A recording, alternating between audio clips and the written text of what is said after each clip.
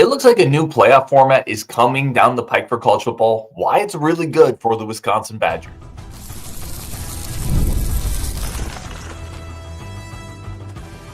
You are Locked On Badgers, your daily podcast on the Wisconsin Badgers. Part of the Locked On Podcast Network, your team every day. What is going on, Badger fans? Welcome to Locked On Badgers, your team every single day. Part of the Locked On Podcast Network. I'm your host, Ryan Herrings.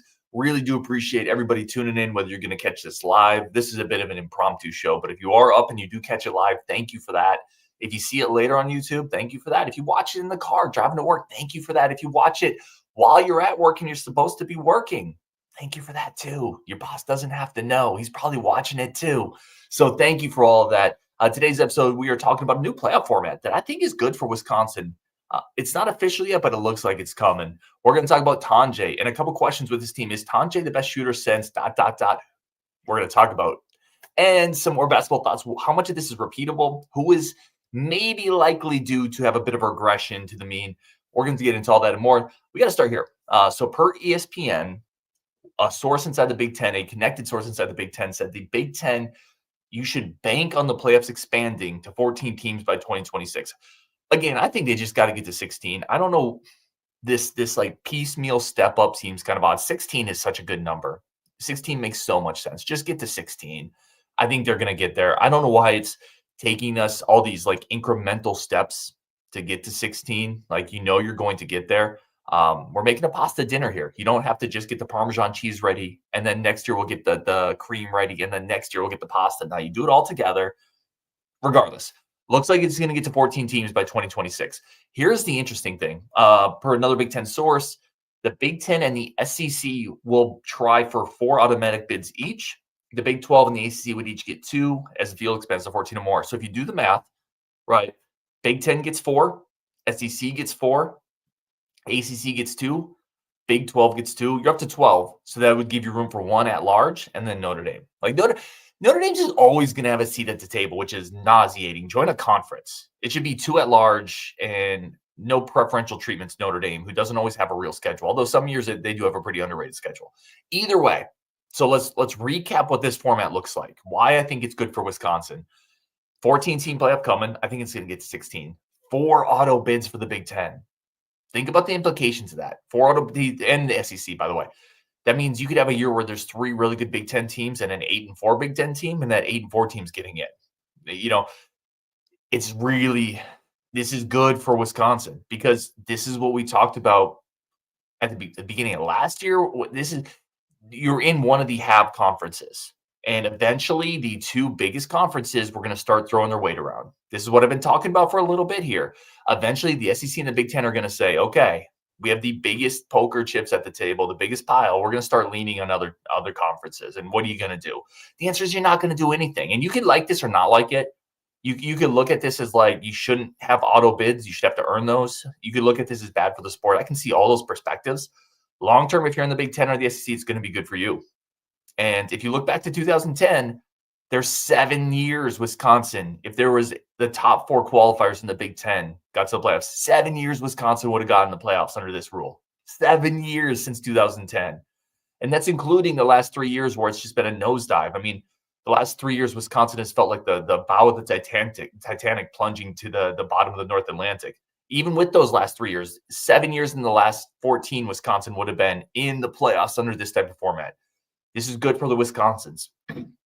It's good for the Michigan States, the Iowas, the Indianas. It's good for that second tier, really historically solid programs that aren't elite blue bloods. And it's good for, if you look in the SEC, the South Carolinas, the Mississippi States, the Ole Misses, like the Tennessees, even though Tennessee may be in a different tier, depending on where you look at that. Either way, this is a good thing for those other schools. You could argue if it's a bad thing for college football in general. The regular season matchups just aren't going to mean as much anymore. The top 4 teams are getting in the playoffs. What does that end of this season, Michigan, Ohio State game mean? I would argue the importance of those is already gone. And we actually did a recent Big Ten squad show, and we talked about this. My point on this is the importance of those is already gone with this expanded playoff. We've already lost the big import of those regular season games. So now that we've lost that, let's move to make the playoffs the best thing we can do, which again, I think is continued expansion up to about 16 teams. And if you're in the Big Ten, if you're in the SEC, you're just going to have more plates at the dinner table. And that's a good thing ultimately for our program, for this program. And it's a good thing for a lot of programs like Wisconsin. Because if you get in the playoffs, that allows you to sell a whole bunch of things. It sells momentum, recruiting, NIL, donations, you get more money. It's a really great thing for the exposure of your program. And this just creates an easier road for you to get there. So you can argue, if you don't like this, you may argue that we've once again further diminished the bowl series. We're going to get to a point now, and we've already kind of gone there. The bowls, the non-playoff bowls just mean nothing. We're seeing players play half of the bowl game to set a school record and then just bounce at halftime. By the way, we're going to start seeing this more at Wisconsin too. If Wisconsin doesn't make the playoffs, they're going to get in some bowl games, and you're going to see some players dip, which I'm fine. I do not want to see any Wisconsin players play half a game in a bowl to set a record. That is so antithetical to everything that Wisconsin is, to everything I believe in sports. If you're just there to set a record for half a game, you can bounce. You can go get your NIL check and get out of here. I have no patience for that. Just don't play. Just don't play. Just say I'm preparing for the NFL. We didn't make the playoffs. I'm going to bounce. I'm okay with that. Do not play half of a bowl game and then bounce. Looking at some players on Miami, LSU recent years, that's nonsense. But you're going to see more and more of stuff like that for the non-playoff bowl games because it just isn't going to matter. And you could argue, how much did it matter before? How much did the bowl games matter before? I don't know. It kind of did. In a weird way that is hard to describe, a random Capital One Bowl still mattered and everybody played. Like you would see Melvin Gordon and I'm trying to think of the Auburn quarterback when we played them, but you would see the best players on both those teams ball out, right, in an Outback Bowl. That stuff's gone. That stuff is, I'm painting with a broad brush. It's not going to be gone for every player. A lot of that's going to go away, but that's where we were headed anyway.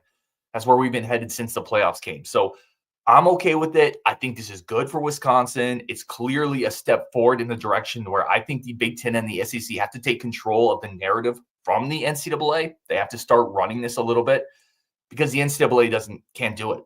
They've proven they can't do it. So let's remove them a little bit. Now, I'm not talking a coup, but I'm talking the Big Ten and the SEC have to get together and start making rules that make sense for the Big Ten and the SEC. And the rest of college football can kind of come along for the ride. It just is what it is. It is what it is. That's where we're headed, and it's good to be in one of those two power conferences. Let's see what we got for comments here. Herb says, late night Badgers action. Let's go. Definitely. Chris Hart's LOB after dark. Brian Shetty says, not sure this is a good thing for the college football as well, but there is insane craziness in college sports that hopefully gets more organized soon. Yeah, I think you can absolutely argue it's not great for college football. I know some people argue that it ruins the regular season, that it destroys the bowl games, that it boils everything down to just what happens at the end. And previously in college football, there was a lot of, you had your ranked national championship, whether we were doing the, but with the voters or we were doing the formulas, whatever it was, but there was still a lot of other stuff that had meaning, even if you didn't get to the national championship game, the Final Four. A lot of that's going to get eroded away, and that stinks. That's a part of what made college football really special, but it is what it is, and it's not changing. You're not putting the toothpaste back in the tooth bottle, in the tube. I couldn't think of the term. Yeah. Herb says they may be doing it piecemeal to allow them to keep renegotiating their TV deals for playoff games. Just a thought. Yeah, agreed. Timothy Palm says Big Ten and SEC coming in high with the 4 auto bids, knowing that it'll get cut to 3 auto bids. See, I hear you on that, Timothy, and certainly this could be a negotiating tactic. Hey, we want 4. In the back of our head, we'll settle for 3. But I don't even know who's going to push back on the Big Ten and the SEC. Who's going to tell them no? Like, I'm not saying the Big Ten and the SEC should strong arm everybody because legitimately, I don't know if I want that. But if they did, right, if they went to the table and said, no, we are getting 4. My buddy over there is getting 4. Y'all divvy up the rest. If they came to the negotiating table and said, by the way, our brands are Texas, Bama, Georgia, Ohio State, Penn State, USC, Oregon, Washington, Wisconsin, Tennessee, Florida. Like, who's going to tell them no? I don't think anybody would. That's where all the TV money is, outside of a Florida State and a Clemson and a Notre Dame and maybe 1 or 2 other ones. Obviously, I'm not thinking of off the top of my head in Oklahoma, but I know Oklahoma's the SEC. Like, that's what I'm saying. I don't know if anybody would tell them no. All right, we're going to take a quick break here. I'm going to ask you, John Tonje is the best shooter at Wisconsin since who? I got my answer coming up. I'm curious what you guys think on Locked On Badgers. First, a quick break for our friends of the show over at Roy.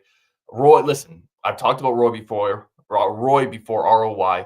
Roy is a perfect place for helping to support your team and your players in the NIL marketplace. Support your favorite players the way they deserve.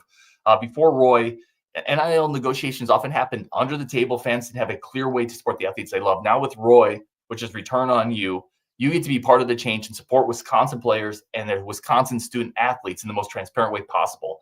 This allows you to choose the player you want to support, decide how much you want to contribute, receive exclusive content from that athlete. And the best part is if your player transfers, you get your money back. So this is a way to support the players that you want and get your money back if it doesn't come through. It's a risk-free way to show your support. Download the Roy app from the App Store. Start backing Wisconsin athletes the way they deserve with transparency, trust, and a real impact. This is the future of college sports. Join it now by downloading Roy and supporting your favorite player. Okay. John Tonje. Best shooter at Wisconsin since who? ... I got my answer. I'm curious where you guys are going to go. I think it's Bronson Koenig. I think he's the best shooter at Wisconsin since Bronson Koenig. And my first thought when I was thinking about this question, and I have a couple more coming up. Here's the questions that have come up. So I'm curious what you guys have. Carter Gilmore is the best story at Wisconsin since who? This team is the best team at Wisconsin since which team? So my first thought when I said best shooter, Ben Brust. John Tonje is the best shooter at Wisconsin since Ben Brust. That's where I was originally going. And then you go back and you look at Bronson Koenig, and I just think because he was really athletic, because he was a four-star. Yeah, and Turin Lowe, sorry. Also said Ben Brust. That's where I went originally, Turin, so that's a great one. But then I went back and looked at 2017 Bronson Koenig, and you realize, man, he shot 39% on threes on volume, because that's really important, right? It's not just that Tonje shooting 41% from three. He's shooting 41% on volume. Koenig did that on volume. Koenig took 7 threes a game, shot 39%, and also shot 90% from the free throw line. Because when we're talking shooter, we're not just talking three-pointers. We're talking the entire gamut. We're talking tough shots. Ben Brust and Jason Bohannon were more set shooters, really good shooters, but they were more open space, deep shots, quick release. But Tonje is creating these shots. He's shooting off the dribble. He's shooting with people in his face. That was more Koenig, and that's a more difficult type of shooting. So and a good one here from Herb Herman, Jason Bohannon, J-Bo. To me, it's Koenig because of the difficulty of the shots they make, because they're both 40% three-point shooters and 90% free throw shooters. That's where I went with it. But yeah, listen, J-Bo's a great answer. Brust is a great answer. If someone wanted to say Decker, although Decker was streakier. Tonje is a better pure shooter than Decker. Brad Davidson made a ton of threes, school record. We all know that. But again, a little streakier, like a little hit or miss. Chucky Hepburn kind of vacillated between an elite shooting year where he shot 40% from three to a year where he shot like 29%. Realist went with Koenig. Yeah, that's where I went too. I think Koenig as a shooter gets underrated because people remember some of the quickness, some of the big shots, the shot against Nova, the athleticism, a more athletic guy than I think people are. Yeah, an athletic guy. I think his shooting gets overlooked a little bit. So I went Koenig on that one. Here's my next one. Carter Gilmore is the best story at Wisconsin for a player since who? Like the most feel good, however you want to say it, the fan favorite. I went since Zach Showalter. I think Carter Gilmore is the best story since Zach Showalter. Also a walk-on, right? Zach Showalter walked on, took a while, and then eventually emerged as a really key rotational piece. High energy guy, a lot like Carter Gilmore. Obviously, he had a couple huge shots. Had a huge shot against Florida, which, oh gosh, that Florida game kills me. That 2017 Florida game, like that game with the shot Showalter hit right to send it into OT. That game should be remembered in such a different way if we don't give up that. I don't even go down that road. Yeah, but I went Showalter in this one. A very similar story arc to Carter Gilmore. Walk-on player, earned his way, became a fan favorite, infectious energy. The crowd loved him. That's the closest parallel I can think of to Carter Gilmore. A couple answers in here. Turin says Gosser or Shoei. Herb says Josh Gosser. That's a really good one.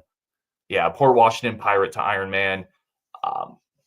Had a freshman triple-double, if I'm remembering correctly, right? Gosser had 10, 12 points, 10 rebounds, 10 assists as a freshman. Yeah, Captain America, defensive player. That's a good one too. That's a really good one. Herb says, Chris Vogt helping the community after the tornado was a really cool story too. Yeah, I wish we would have had Vogt for a couple of years, man. Seemed like a great guy, fit in well, fit the culture, accepted the role in the team, really valuable rim protector, added toughness to the front court. I wish we would have had him for another year or two. Mitch James says Zach's athleticism was crazy. Remember that putback dunk? Yeah, I remember his high school film. Like I remember watching Showalter in high school. They would run like a tip off the opening tip, throw a head past him for a dunk. He was a really good athlete, really good athlete for sure. And just a great energy guy, much like Carter Gilmore. All right, here's my next question. This is the best Badgers team since what team? And I think people. I'm curious where people go with this because I think there's a group of people that are going to say the 2014, 2015 team. This is the best team since that Kaminsky, Decker, Final Four, national championship, national runner-up team. I think there's another group that's going to say 2017. I think this is the best team since. I do think it's the best team since potentially that national championship team, that runner-up. All apologies to the 2017 team. And let me remind people who's on that 2017 team. That 16-17 team went 27-10, beat number one Nova, right? Obviously, everyone remembers that incredible shot in the corner from Koenig. That team had Nigel Hayes, who would play in the NBA, Vito Brown, Ethan Happ as a sophomore, Koenig, Shoei. That was a really good team. But then you go and look at that team, and they had a couple stretches of Big Ten play where they lost 3 out of 4. They had a couple games where they kind of got handled a little bit. This version of this year's Badger team feels more consistent than that one. And maybe I'm crazy. Maybe I'm falling victim to recency bias. That 16-17 team was really good. I don't think they were as deep as this team. I don't think they were as explosive as this team. I'm not sure they were as good. Now, this team has to make a bit of a run in March to cement that. If they lose, certainly if they lose in the first round, but if they lose in the round of 32, then you got to go back and say that 16-17 team was better. But if this team gets to the Sweet 16, I think they might have I'm telling you, I think it's the best team since that national runner-up team, which is incredible. Timothy Paul agrees. 2014-15, Realist says the team is better than 17, best since 14-15. Turin says, was that the Decker and Frank the Tank? Yeah, the Decker and Frank the Tank last team was the 14-15. So then you had the 2 years where you lost to Notre Dame in March, and then you lost to Florida in March. Those were teams led by Koenig and Nigel Hayes. What a great run, by the way. Like obviously all those years ended in defeat, but what an incredible 4 or 5 year stretch of Badger basketball. When you go back and look at it, just absolutely incredible high-level basketball. Question up here. I like this one here. This is from Tyler. He says, I'm tired of comparing Tanjay to Johnny Davis. I would compare him more to Devin Harris. Wow. Listen, I love the name drops. Tyler's a great dude. Devin was so athletic, so freaky athletic. I don't know if there's a comp to Devin to me. Are we talking just offensive impact, firepower, play style? I think so. I think Devin Harris is on a tier above both those guys. If I'm tiering out my guards for the Badgers, Devin Harris and Michael Finley are on like their own tier.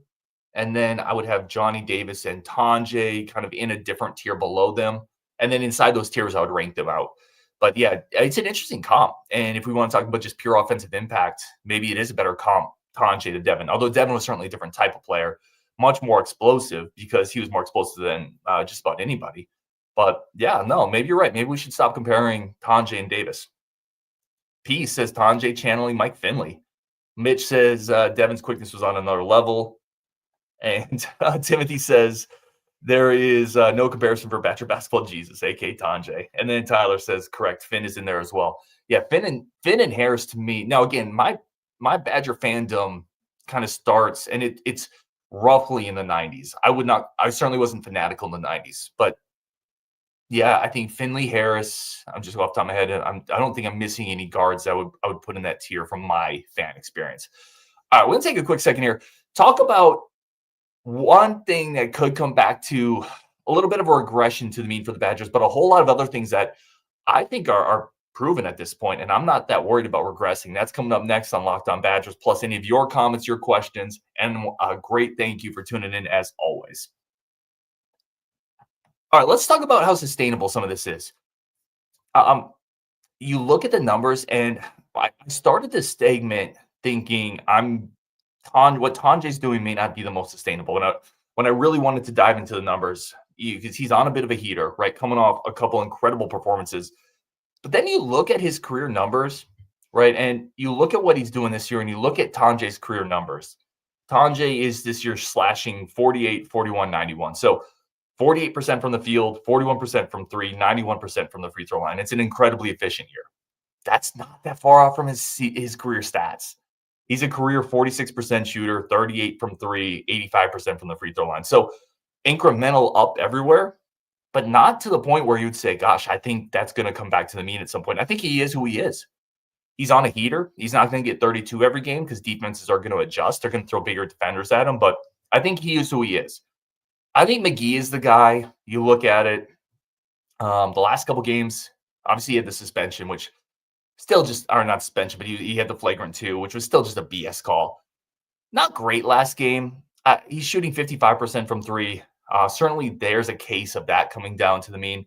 But the rest of the team, I don't feel like there's anything here that's snake oil. I don't think there's any smoke and mirrors here offensively. And partially why I'm talking about this is I got a comment in the last YouTube show, and I didn't copy it into my comments for the show, so I'll paraphrase it. But the question was, are they peaking now? How much of this is potentially us playing above our heads? This recent scoring streak, right, where we dropped 90 plus 2 straight games. And I started thinking about that. And I'm curious what y'all think too. And just start thinking about, is this team a little above its head right now? Or is this just kind of who we are? I think it just is who we are. I think there's too much of a sample size at this point. Too many players who have had enough shots up that sample size, that scatter plot has enough data on it that I don't think certainly in any single game you can shoot poorly, but that doesn't mean that who we are right now is a mirage. It just means you have a poor game, and hopefully that poor game doesn't happen in March. The only player I really look at, maybe two, I think it's McGee, who simply because nobody shoots 55% from three. That's absurd. So there's probably a streak in here coming up where he's going to go to a 10, 3 of 13, something like that. Maybe Carter Gilmore, but I'm telling you, everything looks mechanically pure. He's taking good shots. He looks confident. I don't think that he's going to come crashing down to the mean either. I think this is who we are, offensively and defensively, by the way, where defensively we still have some communication issues. We still give up some spurts we shouldn't give up, but I'm not worried about our offense coming down to the mean. So to answer that question that someone put in the YouTube chat, I don't think they're playing above their heads. I do think they've shot really well the last couple games, and that will go down because those individual heaters will fluctuate. But it's not a case of we're way above our skis compared to where I think we're normally going to be at. Another question we had here, this was a good one. It was remember when Storr and Hepburn left and it seemed like the wheels were falling off and everybody was panicking? How long ago does that? Yeah, man. I wasn't as broken up, and you can go back and watch the show when AJ Storr left. I wasn't as broken up on AJ Storr. I thought he was good last year. I praised him for what he brought. Hepburn broke me up a little bit. I'm not going to lie. I'm not going to play revisionist history. I thought that was a big loss. And this team and this coaching staff, you have to give them so much credit for what they've done and what they've bounced back with. Let's finish up with a couple questions here. Mitch Ames is continuing to improve in terms of, are we playing above our skis? I think defensively they have made some strides. Now, the last 2 games, you haven't seen as much of that, but the last 2 games have been against really, really good offensive teams. So, and we're playing at a pretty high pace. I don't know. I think the offense continues to click. I think you can see players continue to refine their roles a little bit, which is great. You could make an argument that Klesmit over the last 3 or 4 games has really started to settle into this perfect role for him, which is going to be kind of that slasher, setting people up, taking big shots. Like if he's starting to click and these other guys are around to play at the level they've been playing at, the offense probably has another gear in them. Because up to this point, we haven't had great Klesmit. So you can make an argument that there's maybe another slight, it's not a big gear, but a slight gear to unlock with this team if Klesmit gets a little bit better. In which case, my goodness, man, this team's a buzzsaw. And it's going to come down to always matchups in March. It's always matchup dependent, and it's going to come down to, can this team play good defense, right, for 40 minutes? Can they play consistently solid defense? They don't have to be great. They don't have to be great with their offense, but can they consistently play solid defense for 40 minutes? If they do that, man, they're a buzzsaw. They are an absolute buzzsaw. All right, let's see a couple more questions here or thoughts. Yeah, no, great point by Realist. And I kind of hit on it, but this, I think you said it better than I did. Hopefully, Klez comes back to the mean. I was talking about which players maybe at a high water level could come down. But yeah, Klesmit coming up to the mean is a very real thing as well. That's an excellent point. Ryan Willie, I can't believe they extended Fickell. So that's a good one. So Fickell got a 1-year extension today, which bumped it up from 2031 to 2032. So Wisconsin does this. They do rolling extensions and it was Fickell wasn't the only one. I'm trying to remember who else got it. Maybe there were 3 or 4 coaches that got 1-year extensions today, and I apologize because I don't have the list in front of me. I'll say this: I don't think it's a big deal in the big picture. I do think the optics of it coming off the football year you just had, I feel like you would have been okay not doing that this offseason. You still had a contract up to 2031. You just missed a bowl game for the first time in 23 years, 22 years? I forget exactly. It feels like a year where maybe you don't do the rolling 1-year extension and just say, hey, we just missed the bowl game. We need to see improvement. I think most people would be on board with that. I don't know if the optics are great extending Luke Fickell for another year, because he wasn't in any danger anyway. He was still coaching. The contract was still running through 2031. If the contract was running out in 2027 or 2028, where people could start to use that against you in recruiting, like, hey, he's only got 2 years left on his contract. That wasn't the case here. It just didn't feel necessary to me. But this is kind of how Wisconsin does things, and I don't think it's a huge deal. Realist says, Ryan, are you sticking with the Elite 8 or Final Four ceiling? Oh, great question. I go back and forth on this, man. I still don't know if we have the defense of consistency to get to the Final Four. I'll say it. If we get there, it wouldn't shock me. But I still think realistically, it's more of an Elite 8 ceiling, which is incredible. Like that's if you're one of the last 8 teams standing in a shootout, what a year. That'd be a hell of a year. So I still think that's more likely the ceiling. You know, I struggle seeing some of the other teams that we could match up with, thinking that defensively and athletically we're going to be able to beat them. And it's not a knock on this team. It's just really hard, right? It's really hard to get to the Final Four. You have to have an incredible run. And I'm not sure if defensively we can do that. So, I don't know. This team has given me a lot of reasons to believe, though. I'll say that. All right, let's wrap it up there. Again, on Wisconsin, thank you all so much. Timothy Palm says if we get hot in Sweet 16 and beyond, the Final Four is no problem. He's right. Like, that's a great point. This team, the way they can shoot their way into the Final Four. They can shoot their way into the national championship game. There's no doubt about it. They just went to Mackey and dropped 94 on them. Like, this team, if they get hot, but you have to get really hot, and it's harder in March. Defenses clamp down more. You know, you're playing the best of the best. You're not going to get as many good looks. You're probably not going to hit your high water marks offensively. So that's where you have to rely on your defense. And I'm just not sure if we're there. But listen, I would be amazing. Nothing would make me happier, right? Obviously. So that's what we're going for. On Wisconsin, when you're going to go check out Locked On Big Ten channel, all the biggest news from the conference, realignment, NILs, all over there. I do want to hit this one. John Wansina, says that the new playoff format would be terrible, just abusing power. Everybody loves a G5 underdog. It isn't even as if Power 4 and G5 are different stratospheres anymore. I hear your point. Listen, it's a good point. I 100% understand that perspective. People love seeing Boise, and Boise in the run this year but ultimately, I think we all know those G4 teams, G5 teams aren't going to win anyway. And it's like we're in a power conference, and we're in one of the, not just a power conference, we're in one of the 2 power conferences. So it is almost inarguably better for Wisconsin if the Big Ten gets more automatic bids. It just gives us a better chance to get to the playoffs. And that's the lens I'm looking at this through. It's better for Wisconsin because there's a better chance for us to get the playoffs. And it's selfish. It's a selfish lens, but I'm a Wisconsin fan. And I definitely hear your point, though. We'll wrap it there on Wisconsin, and we will talk later.